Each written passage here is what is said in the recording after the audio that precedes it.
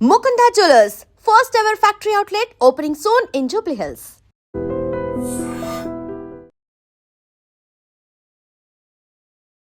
నమస్కారం, welcome to I dream. ధర్మ మార్గం విత్ విజిత కార్యక్రమానికి స్వాగతం.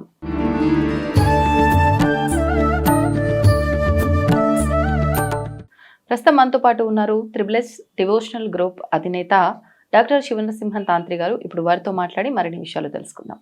నమస్కారం అండి. నమస్కారం తెలియదు. మనకు ఈ డిసెంబర్ మాసంలో రాబోయే ఏకాదశి ముక్కోటి ఏకాదశి. ఈ ముక్కోటి ఏకాదశిని మనం వైకుంఠ ఏకాదశి అంటాము. ఆ రోజున స్వామివారిని ఉత్తర ద్వారం గుండా దర్శించుకుంటే చాలా విశేషం అంటూ ఉంటారు. దాని గురించి వివరణ ఇవ్వండి. ఓకే అమ్మా, ఖచ్చితంగా. ముక్కోటి ఏకాదశి విష్ణుమూర్తి అన్ని సంవత్సరంలో 24 ఏకాదశి, నెలకు 2 ఏకాదశిల ముందు 12 నెలలు 24 ఏకాదశిలు. అందులో ముఖ్యంగా తొలి ఏకాదశి, ముక్కోటి ఏకాదశి అందరికి చాలా గుర్తుండే ఏకాదశి. అవునండి. అది దాని నుంచి మనం మాట్లాడుకుని ముందుగా మా స్వామివారి దాని నుంచి ముందుకెళ్దాం. తప్పకుండా. స్వామి సురుముత్తారు అర్చన ఆర్యంగమైన ఉదయపులో బాల్కన ఎరిమేలి ధర్మశాస్త్రవే శబరిగిరీశనే హరిరసుతన్న జ్యోతి స్వరూపణ ఉమాపతి రమాపతి భాగ్యపుత్రులు పరశురామ దేవాయన మనమ ఏషణమయ్యప్ప. ఇక స్వామివారికి పెద్దలు చెప్పిన 4 రకాల కథలు ఉంటాయి. అవి కూడా స్వామివారి ఇవాళ ఉత్తరద్వారం దర్శనం చేయడం, ముక్కోటి దేవతలందరూ రోజు దర్శనం చేసుకోవడం, దర్శనం చేయడం, ఉత్తరద్వారం కూడా వేస్తారు స్వామి. 4 ఏకాదశి అనమాట. స్వామివారు లేవడం నుంచి కార్తీక ఏకాదశి నుంచి మొదలు పెడితే శయనించిన ఏకాదశి నుంచి ఇది 4వ ఏకాదశ. లేచినట్టు కళ్ళు తిరగడం ఒక ఏకాదశి. కార్తీక మాసంలో కళ్ళు తెరిచి చూస్తారనమాట. ఆడికి మొదలు పెడితే 4వ ఏకాదశి ఇది. అంటే మనకు ఈ పుష్య మాసం ఏకాదశిలో స్వామివారు లేచి అందరికి దర్శనమిచ్చే ఏకాదశి. లేవడం, మనకు కూర్చోవడం ఇవన్నీ జరుగుతాయి అనమాట. స్వామివారి అది రెడీ అయ్యి అప్పుడు బయటకు అందరి దర్శనం చేయడానికి వస్తారు ఉత్తర ద్వారం గుండా. మన ఉత్తర ద్వారం దర్శనం ముక్కోటి దేవతలందరూ కూడా వచ్చి దర్శనం చేసుకుంటారు. అది వేరే విషయం. అయితే ఏకాదశి వచ్చేసి మురాసుర, ఆ అసురుడికి సంబంధించిన ఎన్నో శక్తులు ఉన్నాయి. ఆ శక్తుల పరంగా ఎవరైనా సంహరించే ఆయన చేసే అంటే సంహరింపబడారు అనమాట. ఎన్నో శక్తుల పరంగా ఉంటాడు. రాక్షసులు అయితే అంటే విశిష్ట కార్యాలు అయితే ఎన్నో ఉంటాయి కదా వాళ్ళకి. అంటే పీడిపోవడం, మానవులందరినీ ఇబ్బంది పెట్టడం, దేవతలందరినీ ఇబ్బంది పెట్టడం కార్యక్రమం జరుగుతుంది. అవన్నీ చేస్తారు కాబట్టి మన ఏదో ఒక దేవుడు పరంగా వారిని సంహరించాలి. ఆ శక్తి పరంగా ఉండడానికి శక్తి ఉండే వారిని సంహరించాలి. ఒక మహాశక్తివంతుడై విష్ణుమూర్తి రావాలి. అంటే ఎవరో ఒక ద్వారా జరగాలి. స్వామివారు ఒక గుహ లోపల వెళ్ళి స్నేహిస్తున్నాడు, పడుకుంటాడు. అంటే ఒక విధంగా పడుకుంటే ఆయన పడుకున్నప్పుడు వచ్చే పవర్ ఏదైతుందో ఆ పవరు ఈ అసురుడైతే లోపల స్వామివారి దగ్గరికి వచ్చే వరకు ఏదైతే ఉన్న పవర్ తోటి ఆయన సంహరించేస్తామన్నమాట. సంహరించేసి అప్పుడు ఆ ఏకాదశి రోజు అదైతే ఏదైతే ఆరా వచ్చిందో, ఒక లోపల ఒక శక్తి వచ్చిందో ఆ శక్తి పేరు ఏకాదశి అని పెట్టారు. స్వామివారిలోంచి వచ్చిన ఆ పవర్ని ఏకాదశి అని పేరు పెట్టారు. దానికి ఒక పేరు పెట్టాలి కదా. దాన్ని ఆ పవర్ పేరే ఏకాదశి అని పెట్టారు. అది మనకు ఇప్పుడు వస్తుంది అనమాట. అంటే ఆ తిథిలో ఆ ఏకాదశి ప్రతి నెల వస్తుంది కాబట్టి ఆ తిథిని గౌరవించి మనం ఏకాదశి ఉత్సవం చేసుకుంటాం. అది విష్ణుమూర్తి సంబంధించి ప్రతి నెల చేసుకుంటాం. ప్రతి నెల 2 చేసుకుంటాం. అది బాగుంది. మరి ఏకాదశి రోజున అసలు అన్నం అనేది తినకూడదు అనేది ఎందుకు వచ్చింది? ఇదేంటంటే ఏదైతే అసురులు ఉన్నారో ఈ అసురుడు ధాన్యంలో దాచుకుంటాడు విష్ణుమూర్తికి భయపడి. అయితే ధాన్యం ఎక్కడ సంహరించాడు అని చెప్పి ధాన్యంలో దాచుకుంటాడు. ఆ ధాన్యం అప్పుడైతే పెద్ద పెద్ద ధాన్యగారాలు ఉంటుంటాయి కదా. ధాన్యగారాలు అందరూ నిల్వ ఉంచుకునే ధాన్యగారాలు దాచుకున్నాను కూడా. ఆ ధాన్యగారం వచ్చి బియ్యం అనమాట. ఆ బియ్యం వండుతున్న అన్నం అవుతుంది కాబట్టి ఆ రోజు అన్నానికి సంబంధించిన బియ్యానికి సంబంధించిన వస్తువులు ఏమి తినవద్దు అనేసి అందుంచి అది పెట్టుకుంది. ఏం జరుగుతుంది? అసురుడికి సంబంధించిన సిస్టమ్ అసురుడు తాకి వచ్చింది కదా, అసురుగా మారుతాం. అసురుగా మారితే విష్ణుమూర్తి చక్రానికి బలి అవుతాం. రాక్షస గుణాలు వస్తాయి కాబట్టి ఆ రోజు తినకుండా ఉండడం, మంచి సద్గుణాలతో మంచి గుణాలతో ఉండడం ముఖ్యం కదా. అందుకే మన సమాజంలో మంచి గుణంతో బతికితే హ్యాపీగా ఉంటాం. చెడు గుణాలు పోతే ఎప్పుడు సమూహ పడుతుందో తెలియదు అన్నమాట. ఆ విధంగా అనేది విష్ణుమూర్తి చక్రంతో ఉంటాం. అది శయన ఏకాదశి మనకి. అయితే స్వామివారు ఎప్పుడైతే శయనించి నిద్రాస్పతాలు ఉండి ఎప్పుడైతే రాక్షసుడికి సంబంధించి సంహరించిందో దానికి ఏకాదశి పెట్టారు. అందరూ ఏకాదశి అనే వరకు ఏంటంటే అన్నం తినకుండా ఉండడానికి ఒక నిర్ణయం పెట్టేసుకున్నారు. ఉపస్థించడం స్వామివారికి అది దగ్గరుండి నామా జపాలతో చేసుకోవడం. అంటే శివుడికి ప్రత్యేకంగా చూసుకుంటే శివ మహాశివరాత్రిని చూసుకుంటాం, అవును విష్ణుమూర్తిని చూసుకుంటాం, ఏకాదశి ఏకాదశి. చూసుకుంటాం. అందులో ప్రత్యేకమైన ఏకాదశి తొలి ఏకాదశి ఒకటి ప్రత్యేకంగా చూసుకుంటాం, ఇంకోటి ఏకాదశి ఒకటి చూసుకుంటాం. అంటే ఈ 2 ఏకాదశులు విశేషమైన అంటే ప్రతి అన్ని నెలలో ప్రతి ఒక్క ఏకాదశి విశేషమే. ఉమ్, మౌన ఏకాదశి అని ఎన్నో రకాల 24 పేర్లతో 24 ప్రతి ఒక్క ఏకాదశి ప్రత్యేకమైనది. ఓకే కాకపోతే అందరు గుర్తుండే ఏకాదశి వచ్చి ముక్కోటి దేవతలు ఏ రోజు దర్శనం చేసుకున్నారు స్వామివారిని ఉమ్, ఆ రోజు పెట్టుకొని ముక్కోటి ఏకాదశి రోజుకి సంబంధించిన ఎక్కువ ప్రాముఖ్యత ఉంటుంది. ఓకే. ఏదో పడుకున్న ఏకాదశి వచ్చేసి మనకు తొలి ఏకాదశి ఆషాఢ మాసం వస్తుంది, అవును పుష్యమ మాసంలో లేచి అందరికి దర్శనం ఇచ్చేది స్వామివారి ఉమ్, మన ఈ ముక్కోటి ఏకాదశి. ముక్కోటి ఏకాదశి. ఓకే ఈ 2 ఏకాదశిలకి ఇక ఆయన పడుకున్నప్పుడు ఉమ్, ఎంతోమంది దేవుని దేవతలు ప్రజలందరినీ కాపాడుతుంటారు అన్నమాట. ఉమ్, ఎందుకంటే మనకి ఏదైతే ఉందో రాత్రి పగలు సంవత్సరం మొత్తం మనకు ఒక సంవత్సరం మొత్తం వాళ్ళకి ఒక రోజు లెక్క, 365 డేస్ రాత్రి పగళ్ళు స్వామికి ఒక్క ఒక రోజుతో రోజుతో లెక్క. లెక్క. అది రాత్రి పడక తెల్లారి లేచిన అనమాట. ఇది ఓ దేవుని దేవతలకు ఒక రోజుతో లెక్క, 365 ఒక రోజుతో లెక్క కాబట్టి వారు లేచిన రోజు రాత్రి పడుకోవడం తెల్లారడం. అంటే రాత్రి పూట సెక్యూరిటీ ఉంటే కొన్ని దేవతలు ఉన్నారు ఉమ్, అట్లా దానికి సంబంధించింది. ఆ దేవతలు ఆ టైంలో రక్షింపబడుతుంటారు, ప్రజల్ని అవును లేచిన విష్ణుమూర్తి రక్షించబడుతుంటారు. ఉమ్, అంటే రాత్రి పూట ఉన్నప్పుడే ఈ ఆషాఢం నుంచి మొదలు పెడితే ఇప్పటి వరకు కూడా రాత్రి నక్షత్రాలు ఉంటాయి. ఇప్పుడు సోమవారం లేచి ఇప్పుడు పగలు అనమాట. మన రాత్రి అంతా అయిపోద్ది, అవును. మళ్ళీ ఇప్పుడు ముక్కోటి ఏకాదశి నుంచి పగలు స్టార్ట్ అయిపోతుంది. అంతే బ్రహ్మముహూర్తం నుంచి అప్పుడు మనకు సోమవారిని దర్శించుకునే మార్గం చూస్తాం అన్నమాట. ఆ రోజు నుంచి ఉమ్, ఇప్పుడు బ్రహ్మముహూర్తం ఋషిముహూర్తం ముహూర్తాలు ఉన్నాయి కదా, అవును 5 గంటల లోపల దర్శనం చేసుకుని ప్రయత్నం చేస్తుంటారు. కాకపోతే 6 గంటల లోపల స్వామివారి దర్శనం అవుతుంది. తెల్లారి సూర్యుడు ఉదయించే ముందు లోపలనే స్వామివారి దర్శనం చేసుకుని ప్రత్యేకమైన దర్శనం ఉంటే తర్వాత ఆ రోజు మొత్తం దర్శనాలు చేసుకోవచ్చు. అంటే ఏ టైంలో చేసుకుంటే ఎలాంటి ఫలితం ఉంటుంది? మార్నింగ్ టైంలో చేసుకోవడం విశేషం. బ్రహ్మముహూర్తం వచ్చేసి 3:30 నుంచి స్టార్ట్ అవుతుంది. తర్వాత ఋషి ముహూర్తం వస్తుంది 4 నుంచి 5, 5 నుంచి 6 మానవ ముహూర్తం. 6 గంటల లోపల చేసుకోవచ్చు. అదే టైంలో అందరికి దర్శనం లేం కాబట్టి ఆ రోజు మొత్తం ఏకాదశి పర్వదినం మొత్తం పురస్కరించి చేసుకోవచ్చు. ఇంకోటి ఏంటంటే ఆ రోజు ప్రతిష్టాపన అయిన దేవాలయం, విష్ణుమూర్తి ప్రతిష్టాపన అయిన దేవాలయానికి వెళ్ళడం మహామోక్షకరం. అంటే కూడా ఆ రోజు ఉత్తర ద్వార దర్శనానికి సంబంధించి ప్రత్యేకంగా ఉత్తర ద్వారం అలంకార పరంగా పెట్టి దర్శనం ఇవ్వడం జరుగుతున్నాడు. విష్ణుమూర్తి ఆలయంలో విష్ణుమూర్తి ఆలయం కూడా ఎక్కడైనా కూడా అది చేస్తారు. తిరుపతి మహాక్షేత్రంలో అయితే స్వామివారికి ఉత్తర ద్వారం లేదు, అయినా కూడా ఇటు సైడ్ ఒక ద్వారం నుంచి స్వామివారి ఉత్తర ద్వారంగా స్వామివారి దర్శనం చేస్తారు. ప్రత్యేకమైన సాలగ్రామాలతో నిర్మించబడ్డ 2 క్షేత్రాలు, ఒకటి పద్మనాభ స్వామి, ఒకటి తిరుపతిలో ఉన్న విష్ణుమూర్తి వెంకటేశ్వర స్వామి. ఈ 2 ప్రత్యేకమైన దేవాలయాలు. పద్మనాభ స్వామిని దర్శనం చేసుకోవడం చాలా విశేషం అనమాట. చాలా గ్రామంలో తయారు చేసిన 2 స్వయంగా వెలిసిన వెంకటేశ్వర స్వామి వారు సాలగ్రామ శిలతో, పద్మనాభ స్వామిని కొన్ని సాలగ్రామాల శిలలతో తయారు చేశారు అనమాట.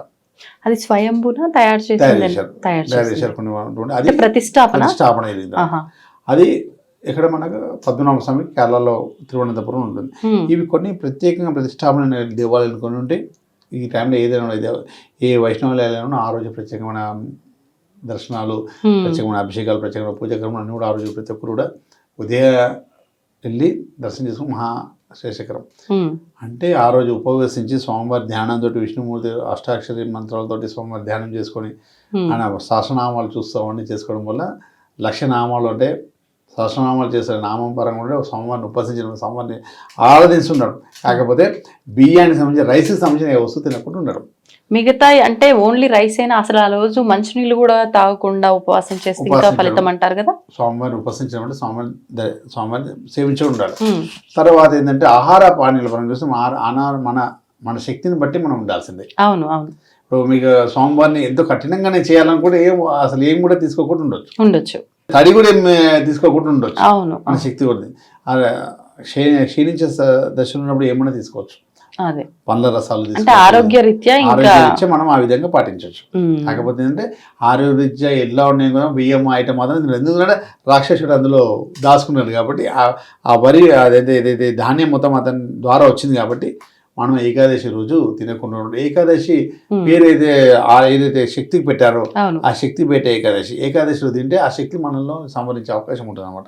మనకైనా చెడు జరిగి అంటే ఏదో ఒకటి మనకు నెగిటివ్ అయ్యే అవకాశం ఉంటుంది. నెగిటివ్ లోపల నెగిటివ్ సంబంధించిన వేరే నెగిటివ్ వస్తుంది, పాజిటివ్ వస్తుంది. 2 గదిలో పడే వరకు మనకు కూడా టెన్షన్స్ ప్రాబ్లమ్స్ వచ్చే అవకాశం ఉంటుంది. అందుకే ఆ రోజు ఏకాదశి రోజు బియ్యానికి సంబంధించిన రైస్కి సంబంధించి తినకుండా ఉండడం.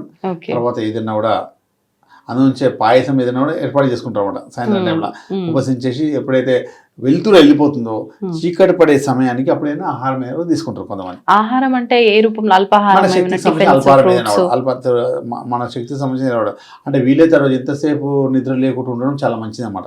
జాగరణ కూడా జాగరణ ఉంటే చాలా మంచిది. ఇప్పుడు కడుపు నిండా ఏంటంటే మనం నిద్ర వచ్చేసి పడుకుంటాం, అలసట వచ్చేసి పడుకుంటే అవకాశం ఉంటుంది. అలా కాకుండా ఏదో పళ్ళ రసాలు చిన్న చిన్న ఏదో మామూలు తింటే మేలుకుంటే బాగా తింటే నిద్ర రాదు, నిద్ర వచ్చేస్తుంది. కాకపోతే మామూలు అల్పాహారంగా ఉంటే నిద్ర రాదు, నిద్రావస్థలో వెళ్ళిపోలేం. కాబట్టి స్వామివారి ధ్యానం ముఖ్యం. కాబట్టి తెల్లారితే ద్వాదశి రోజు ఎవరైనా మనం ఎవరికో ఒకరికి భోజనం దానం చేయడం చాలా మంచిది. మన దోషం పోవడానికి రైస్ నుంచి వచ్చారు కదా, రైస్ సంబంధించిన దానం చేయడం అనమాట. మరుసటి రోజు అంటే ఈ రోజంతా ఉపవాసంతో రైస్ తినకుండా ఉండి నెక్స్ట్ డే రైస్ దానం చేస్తే మంచిది. అది కూడా మధ్యాహ్నం లోపల దానం. బియ్యం రూపంలో అయినా ఇవ్వచ్చు, ఆహారం తీసుకునే రూపంలో అయినా ఇవ్వచ్చా? స్వయం పాకం ఇవ్వాలి. స్వయం పాకం మనం ఏదో పప్పు ధాన్యం అవన్నీ కార్యక్రమాలు అన్ని కూడా ఏదైతే పండ్లు పలహాలు ఎవరైనా మన అయ్యగారికి ఎవరికైనా ₹2 పెట్టి అలా ఇవ్వడం వల్ల పాదాలు తీసుకొని విష్ణుమూర్తి భావించి ఇవ్వడం అనమాట. మనకున్న ఏదైతే ఎప్పటికీ అలా ఇవ్వడం వల్ల మనకు ధాన్యానికి ఎప్పుడు లోటు ఉండదు, భోజనానికి ఎప్పుడు లోటు ఉండకుండా ఉంటుంది. ఎప్పుడైతే ఏకాదశి రోజు మనం ఎప్పుడైతే భోజనం కూడా చేసి తింటామో మనకి అనారోగ్య పాలయ్యే అవకాశం ఉంటుంది అతి తొందరగా. ఏదో ఒక అనారోగ్యం రావడం, మనకి అన్నం తినడం వల్ల ఏదో ఒకటి చెప్తాను లోపల నెగిటివ్ వెళ్ళిపోతుంది. రాక్షసులతో వెళ్ళిపోతే ఏం వెళ్తుంది, లోపలంతా మనకు అనారోగ్య ప్రాబ్లం వచ్చే అవకాశం ఉంటుంది. ఆ రోజు తినడం వల్ల మనకు గొంతుకు సంబంధించిన ప్రాబ్లమ్స్ రావడం, కడుపుకు సంబంధించిన ప్రాబ్లం రావడం, ఏదో ఒక ప్రాబ్లం వచ్చే అవకాశం ఉంటుంది. ఆ ప్రాబ్లం వల్ల మనకు అనారోగ్య పాలైపోతాం. కడుపు నుంచి అన్ని ప్రాబ్లమ్స్ స్టార్ట్ అయిపోతాయి. కడుపులో ప్రాబ్లం స్టార్ట్ అయిందంటే ఏదో ఒకటి వచ్చేది, అన్ని డిసీజ్ కడుపు నుంచి స్టార్ట్ అవుతుంది. కాబట్టి కడుపులో పంపించి ఈ బియ్యాన్ని ఒకటి పంపిస్తే, రైస్కు సంబంధించింది ఏదైతే భోజనం సంబంధించి పంపిస్తే అప్పుడు మనకి అనారోగ్యం వచ్చే అవకాశం వస్తుంది, మొత్తం మనకి వస్తాయి. కాబట్టి అది ఒకరోజు ఆపురా బాబు అని చెప్పి పెద్దలు మనకు చెప్పడం వల్ల, అదేవిధంగా ఎన్ని వేల సమయం ఎంత మహర్షి వేదాలు అందరూ కూడా వేధించి మనకందరూ కూడా సిస్టమేటిక్ చెప్పారు. కాబట్టి పెద్దలందరూ మనం చెప్తూ వస్తూ మనం ఒకటి ఏకాదశి ఆచరిస్తూ ఇప్పటిదాకా తీసుకొచ్చాం. అదేవిధంగా ఇప్పుడు కూడా ముక్కోటి ఏకాదశి వచ్చినట్టే తెల్లారి స్నానం చేసుకుని అందరూ కూడా కొన్ని వేలకి 100 కిలోమీటర్లు వెళ్ళైనా సరే లైన్ నిలబడి స్వామివారి దర్శనం చేసుకుని వచ్చేస్తారు. ఇంకోటి ఏం ఆలోచిస్తారు, మన ఆయన దర్శనం అయినా కాకుండా స్వామివారి అయితే ఎప్పుడు మేలుగా చూస్తుంటారు కదా, గుడిలోనే ఉండడం లేదు, మొత్తం గాలి ఎక్కడున్నా ఆయన మొత్తం వాయు ఎక్కడెక్కడ ఉందో ఆయన స్వామివారు ఉంటారు. నువ్వు లైన్ నిలబడి ఆయన చూస్తారు. నేను నిలబడేది ఎప్పుడు మీరు వచ్చేసారు. ఎప్పుడైనా మన టెంపుల్కి వెళ్ళామంటే ఏ గుడికి వెళ్ళినప్పుడు వాళ్ళు మనం చూసేటట్టు చేసుకోవాలి. దేవమైన దేవతలు ఎవరైనా కూడా భగవంతుడు మనం చూడాలి, మనం చూడడం ముఖ్యం కాదు. ఆయన చూపు మనం పడితే మన కర్మ అంతా పోయి మనం హ్యాపీగా ఉన్నట్టే. ఆయన చూపు మనం పడాలంటే లైన్లో ఇవ్వడం, కష్టపడడం ఇవన్నీ జరుగుతున్నట్టే. స్వామివారి గురించి పూలు పనులు చేతిలో పట్టుకోవడము, ఆ ధ్యానం స్మరణ చేస్తున్నాము, ఏదో ధ్యానం చేస్తున్నాడు, ఊహల్లో కూడా ధ్యానం ఉంటుంది, కళ్ళలో ధ్యానం ఉంటుంది, మొత్తం ధ్యానం జరుగుతుంటుంది. శ్వాస వెళ్తుంటే ధ్యానంతో బయటకు వెళ్తుంది, శ్వాస పీల్చుంటే ధ్యానంతో లోపలికి వెళ్తుంటుంది. నామంతో బయటకు వస్తే శ్వాస, నామంతో శ్వాస లోపలికి పోతుంది. ఈ రెండు ఉచ్ఛ్వాస నిశ్వాస జరుగుతూ ఉంటాయి అన్నమాట. అప్పుడు ఆ స్వామివారు మనల్ని చూస్తుంటాడు.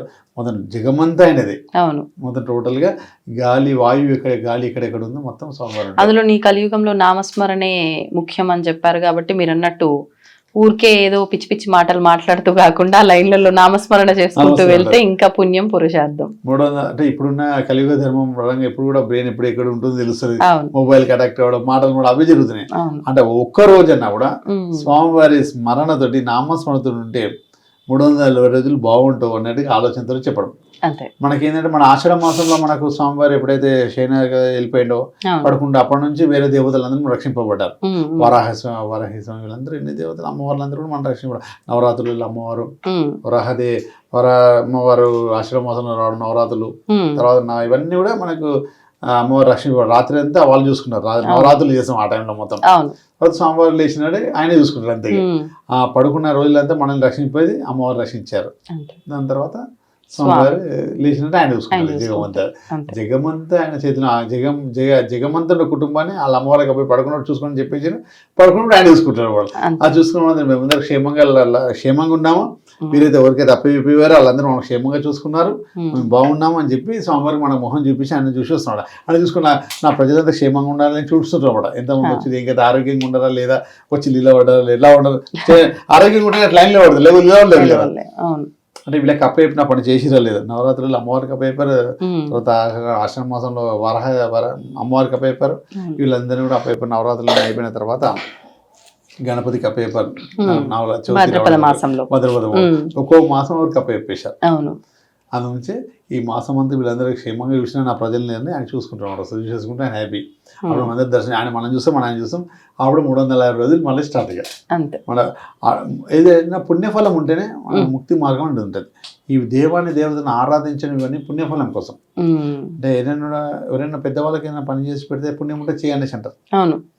కార్తీక మాసం ఆ రోజు కార్తీక మాసంలో ఏదైతే మనం ఇప్పుడు కార్తీక మాసం నుంచి ఏకాదశి ఉంటూ వస్తుంటాం, తర్వాత తొలి ఏకాదశి ఉంటాం. ఇవన్నీ పుణ్యఫలానికి మార్గాలు అన్నమాట. ఇప్పుడైతే ఎన్ని కార్తీక మాసంలో ఉన్నా ఏదైతే కార్తీక మాసం నుంచి మొదలు పెడితే ఇప్పుడు ఏదైతే ముక్కటి ఏకాదశి రోజు ఉంటే ఇది ఎన్నో ఏకాదశి నుండి ఫలితం ఇస్తుంది అన్నమాట. ఇప్పుడు ఎన్నో ఏకాదశి మనం ఒక్కొక్క ఏకాదశి ఒక్కొక్క పుణ్యఫలం ఇస్తుంది. అవును, ఒక్కొక్కటి ఒక రకమైన ఫలితం ఇస్తుంది. అదే ముక్కోటి ఏకాదశి రోజు మనము స్వామివారి జ్ఞానంతో ఉపవాసించడం వల్ల ఎంత పెద్ద పుణ్యఫలం, కోటి ఏకాదశులు ఉన్నంత ఫలితం మనకి ఇస్తుంది అనమాట.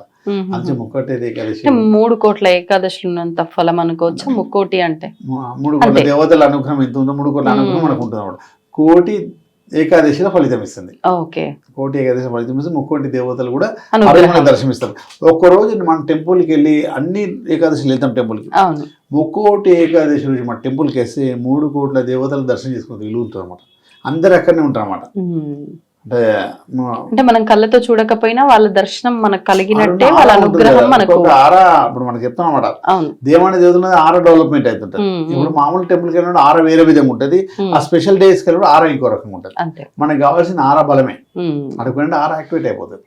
అందునుంచి ఆరా అంటే టెంపుల్ ఒక దేవుడి ఫోటో చూస్తే వెనక ఒక ఎల్లో కలర్ వస్తుంది కదా, అదే ఆరా అనమాట. ఫోటోలు వెనక ఎల్లో కలర్ ఆరా చూపిస్తారు కదా, భగవంతుడికి ఆరా ఉంటుంది, మనకు కూడా ఆడికి పోయినప్పుడు ఆరా డెవలప్మెంట్ అయిపోతుంది. ప్రత్యేకమైన రోజులలో ప్రత్యేకమైన దేవాలయానికి వెళ్తే మనకు ఆరా డెవలప్ అవుతుంది. ఆరా బాగుంటే మనంత శక్తివంతులుగా, ఆరోగ్యవంతులుగా, డబ్బు పరంగా, డబ్బు సంప్రదాయంగా, ఏ టెన్షన్ హ్యాపీగా జీవిస్తాం అనమాట.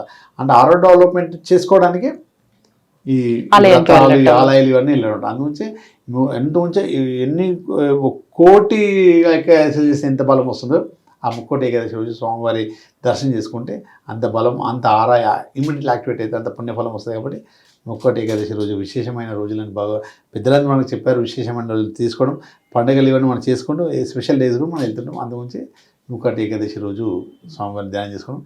మీ అందరూ కూడా స్వామివారి అనుగ్రహం, విష్ణుమూర్తి అనుగ్రహం, అష్టాక్షరి పఠిస్తూ ఆ రోజు అందరూ కూడా దర్శనం చేసుకోండి. స్వామివారి అనుగ్రహం ఎందుకు ఉండాలి, మీ అందరూ చల్లగా డబ్బు సంప్రదాయం ఉండాలని కోరుకుంటాను. ధన్యవాదాలండి. తవ్వండి, తవ్వుతున్న శివలింగం సరే దాన్ని అట్లా కప్పేసేయండి, చూపించదండి. Krishna is there. మూర్తి పూజ కాదు, సాక్షాత్ బ్రజేంద్ర నందన భగవాన్ ఉన్నారు మూర్తిలో. ఏమీ ఆశించకుండా ఆరాధించే వాళ్ళు కూడా ఉన్నారా ప్రభుజీ? నిజమైన భక్తి అంటే మనకు తెలియదు కాబట్టి